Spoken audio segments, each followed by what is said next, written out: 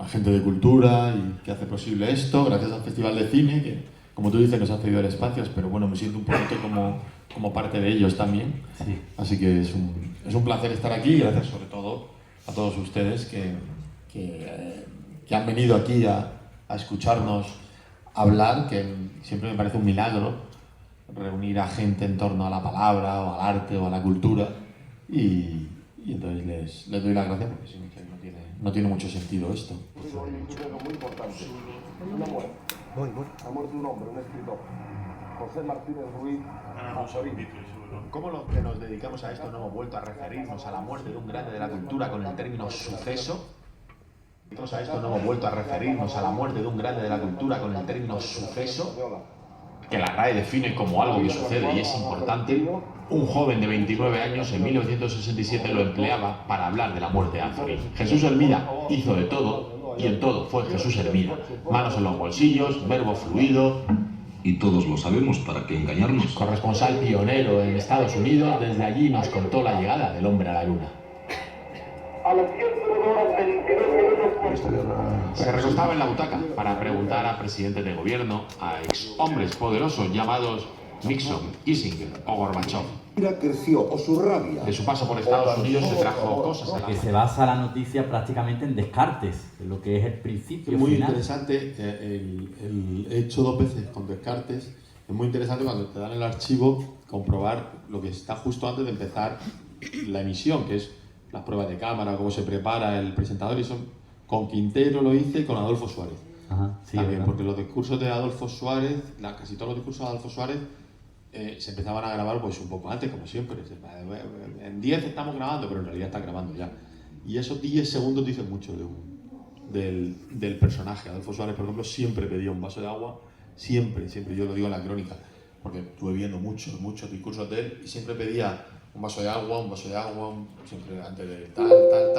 No, el único discurso donde no pidió un vaso de agua, o la única vez que no pidió un vaso de agua de todos los que yo vi, fue el día que dimitió. Ajá. Para pasar ese trago no tuvo agua. Bueno, vamos a ver si podemos ver. Un minuto antes de la entrevista a Rafi Escobedo, el acusado de los crímenes de los marqueses de Urquijo, 1988, penal del Dueso. Es que como he cambiado de micrófono, Quintero prueba sonido. no hay problema. Quiere que se escuche La voz está presente. Se escucha la respiración. hasta la respiración. Importante, porque habrá silencios. Justo antes de empezar, Escobedo reconoce su miedo. Estoy temblando. No me logro palabras. Estoy temblando. Palabra. Con Jesús Quintero la entrevista comenzaba muchas veces antes de que arrancase el programa. Nos hemos dado un paseo por esos Descartes, pruebas de cámara, e incluso por el primer programa ya hemos encontrado joyas. Ya muy al principio establece los que para él son los mandamientos para hacer una buena entrevista. El primero, el más sagrado, ya lo conocen. Conservar un silencio absoluto en su historia. El segundo podría ser atraer al invitado a nuestro terreno. Observarlo mucho, muy atentamente, fijarme en él. Y a base de miradas y de gestos y de sorpresa y así. No me diga. ¿Sí? Así yo. Ese chiquillo y ese no me diga lo quitó del repertorio y lo llenó de silencios. Otro mandamiento, la autenticidad no forzada. Debo ser verdadero. Ser verdadero quita angustias, quita fantasmas. Cuarto, no ser juez ni parte. Aquí vamos a recibir la vida sin interpretarla, sin hacer ningún juicio de ella. Quinto y segundo en importancia, Ser un gran escuchador.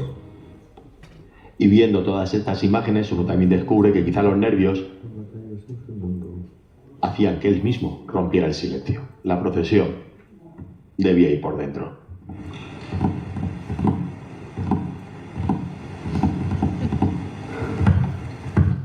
Es decir, que lo primero que se ve en un telediario sea una imagen de cultura, solo nos pasa cuando se muere alguien muy importante. O cuando le dan el Nobel a un español, cosa que pasa muy poco, o cuando muere alguien también de mucho nombre, pero no suele pasar nunca que habrá una imagen de cultura. Ayer fue un atrevimiento, pero fue muy bonito abrir con las nuevas imágenes de Federico. Vamos a verla, ¿no? Si os parece. Venga, vamos a intentarlo. Así abrió ayer el informativo de las 9 de la noche de Televisión Española con imágenes inéditas de Federico García Lorca, que consiguió encontrar Carlos del Amor y que, bueno, hizo otra de sus genialidades.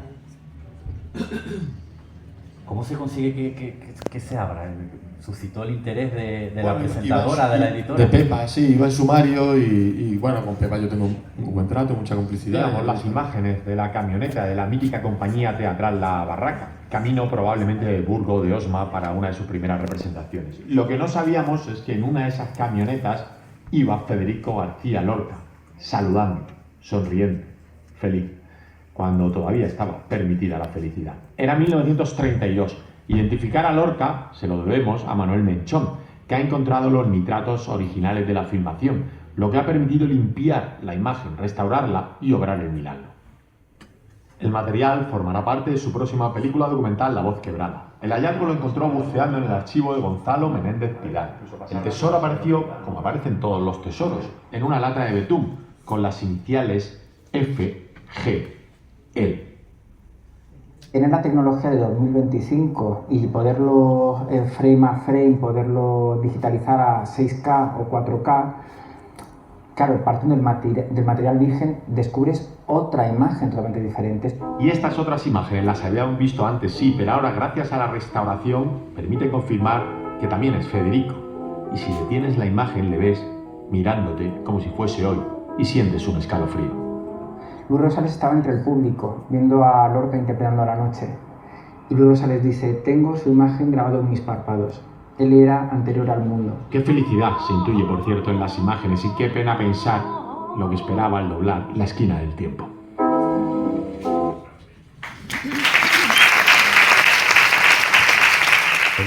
Cuando hay un hallazgo en un archivo siempre es muy bonito, muy espectacular encontrar alguna imagen, y Manuel Menchón me consta que ha hecho un muy buen trabajo para estar, y hay una labor ahora de digitalización, de recuperación y de traer al presente documentos que creíamos que no existían, que es maravillosa. Vamos, que un día que no tenga creatividad, te vas al archivo y de ahí surgen muchas, ¿no? Muchos, cualquier efeméride que haya, nosotros la podemos dar de una forma que poca gente la puede dar, porque probablemente tengamos esa imagen documental ahora que mañana, ¿no? Es 20 de noviembre, ¿no? Sí. Y se celebran los 50 años de la muerte del dictador. Pues hay muchas imágenes que se han digitalizado ahora y que no se habían visto nunca, ¿no? Entonces es estupendo. ¿Tienes preparada el reportaje del jueves? No lo hago. He participado en un documental, sí, es verdad, que se emitió hace poco, que es La democracia no se hará sin nosotros, y he estado participando en varios proyectos, pero no, me voy a Coruña a entrevistar a Ani Leibovich mañana.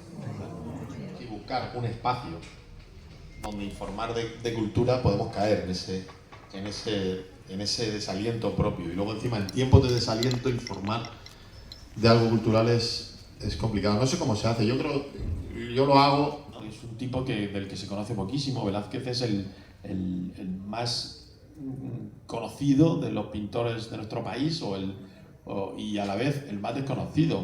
Se sabe muy poco de Velázquez, como una hija, se casó, medró en la corte, tuvo un suegro bien posicionado, y entre los dos pues subieron rápido en la corte, pintaba como Dios, y todo eso dio lugar a esa leyenda, ¿no?